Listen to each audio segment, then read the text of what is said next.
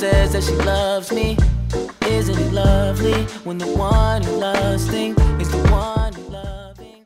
Game theory was canceled. We had a little bit of an extensive conversation about it yesterday in this way that, you know, Dan Le Batard, who I absolutely love. I was sad when that show went away. And that's the first time I saw Bomani actually was on his show with Poppy.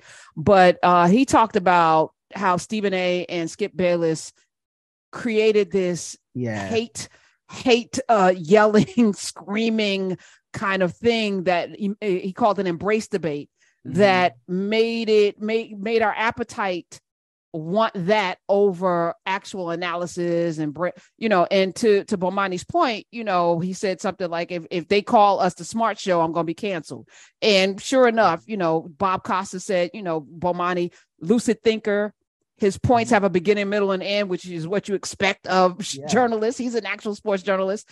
And Dan Le Batard said Bomani is unlike any voice in sports journalism, and it's hard to be distinctive at with all of these hot takes. You know, it's hard to be unique and a unique thinker when so many people are gas bagging, which is what we have a preponderance of in all mediums, not just sports, right? Every medium Politics has this. too. Yeah.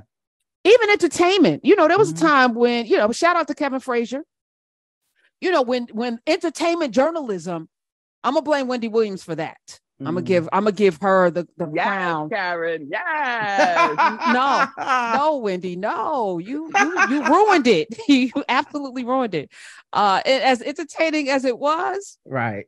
Yeah, she did that. She stuck her whole foot that had a fungus on it into the mix, and it just messed up everything. Well, I have so many thoughts on the sports dichotomy because I feel like the people that, you know, rightfully will miss game theory and love what we did, I love to support, but I don't think it's really just a like us versus them situation. Like, we had a smart show, but we also had an entertaining show, you know, and we set out to make an entertaining show. We set out to make a show that wasn't trying to like rub your nose in statistics and analysis. And, you know, and Bo, as brilliant as he is so great at speaking to just like plain people. He talks like a regular dude. He just happens to be a little bit more, you know, reserved and smarter.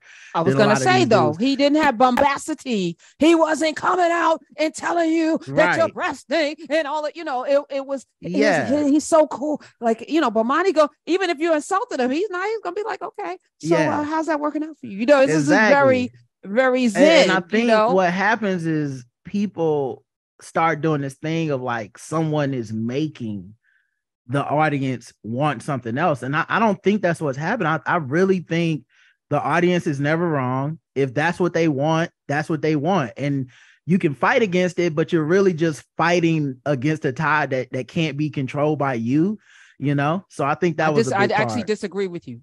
So you're right for a period of time, but I also believe in conditioning, you know, and cultivating. And I feel like people crave a thing. Like I always say, children they would want cookies for breakfast, lunch, and dinner if you're a parent. And I want cookies. And you give your kid cookies. Over time, they're going to get diabetes, high blood pressure, and all that other things, and probably cavities. But you don't give your children cookies because you need them to grow up strong and they appreciate the nourishment, right? So you get cookies for dessert, or maybe you get cookies once a week.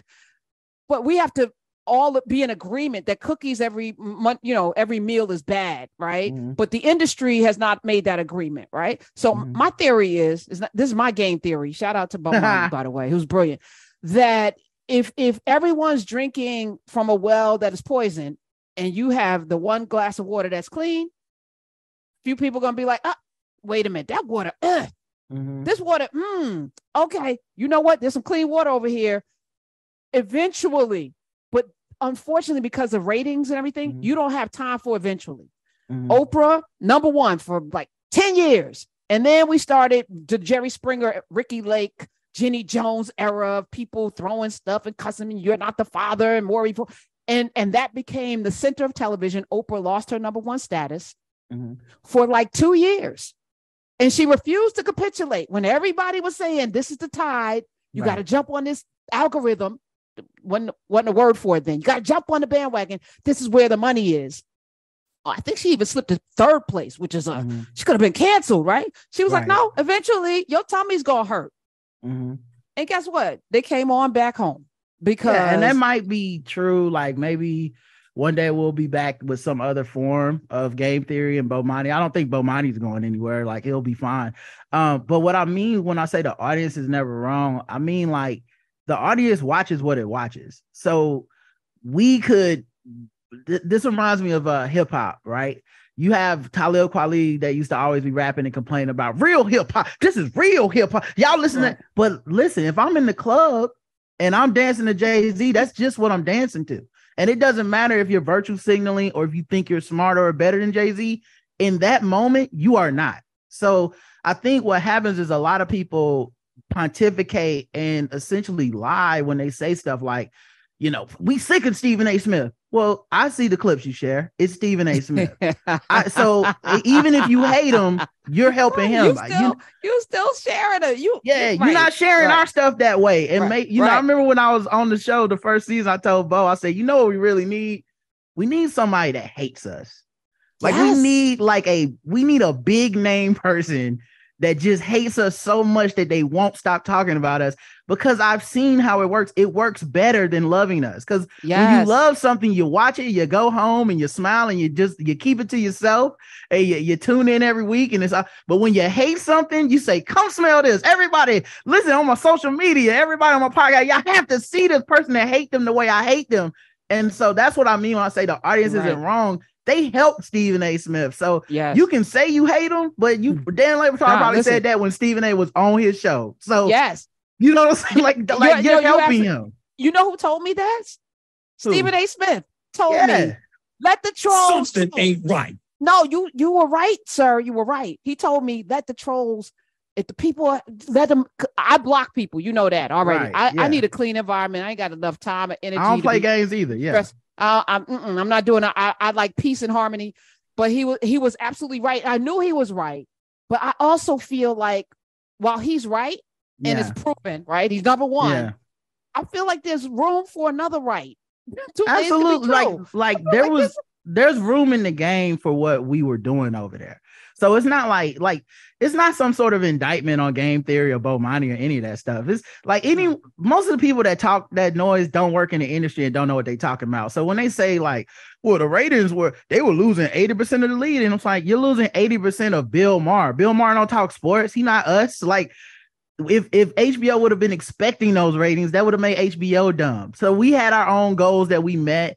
We had our own benchmarks we met. Every feedback we got was positive from within and outside of HBO. So it wasn't that. It's just, you look around and everything got canceled. This Insecure is on Netflix right now. Like this is the game is changing in front of us. And a lot of these companies, the streaming companies, were operating in the red the whole time anyway. So now you're having like a reckoning, birds coming home, chickens coming home to roost. So it ain't on us. We made a good show. I mean, I forgot who said it. ESPN, who fired a whole bunch of people. Somebody famous just said, they were operating a poor business anyway, spending damn near $1 billion on mediocre talent, right? Coming in for that college talent and didn't pay off. And now you firing all of these people. So there's that 866-801-8255. I also think that there's a lot of untalented people at the top making decisions, right? They're not talented or creative. So they're just, all they know how to do is throw money at things. And if it doesn't work, purge and then throw money at things. They don't even know quality, right? So it's up to us to be very intentional about the things we watch. If something's good, spread the news, right? Go out and tell everybody. Don't keep it like it's a secret. Only you want. Y'all don't want nobody else to know about it. Well, guess what? Nobody else to know about it. It's gonna get canceled if you really like something. And we have to even sometimes fight against our own appetite, right? Right. I know we crave crazy and sugar and all, but fight against that sometimes and click on some things that just is nourishing. I agree. I mean, I think also the thing you illustrated so perfectly is just the people at the top is cyclical. It's binge purge, and it's been that way our whole lives. And I just think streaming was binge on we've never seen anything like this before. It's so hard to keep up with the content because it felt like everything was getting greenlit at the same time. And you knew it was going to be a reckoning at some point. And so now it feels like everything is getting canceled at the same time. I mean, I think they canceled that show at The Weeknd 2 episodes into the show. Like the season ain't done, and we was like, it ain't coming back. That like we're at full glut right now. So yeah, it's just a matter of time, and they'll be buying shows again at some point and doing this. We'll be doing this dance again, and it'll feel like everybody got a show in a few years. I think though in this time, Rod, and we're gonna take calls. So hang on, y'all. 866-801-8255. I think this is also the time for an opportunity that for us to seize a moment, right? Of, because you can't cancel something you don't own, right? And coupled with being very, very careful about who we put our, like right now, there's like 5 things to take out Twitter, right? Where we go is where it's going to be the funkiness, right? There should be terms of engagement, before we go into a platform. I reached out to Chris Boozy. I'm like, I could come on a Spottable, but, and not what am I going to get out of it? But if I come, I'm going to come with intention. Right. So I'm not just bringing something to you for nothing. And I'm not asking for money. I'm asking you for some kind of stake in this thing, right? Because I'm not going to any platform that I don't have some ownership in, because when it goes left or you decide you want to sell out, A, I'm going to say something, but B, I also will know, what the strategy is and everything. Right. I don't want to just anymore give my pearls to pigs. And I'm not calling Chris that, because I think he's a decent human being from what I know. Right. But, when I look at all this blue sky, can you come for what? What am I coming to your platform for? Tell me why.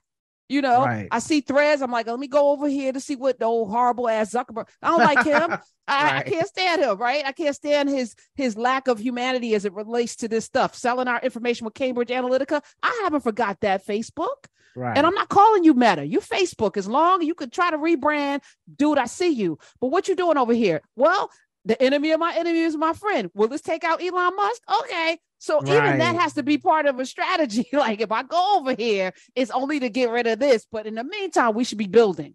Right. In the meantime, we should be building. 866-801-8255. I think.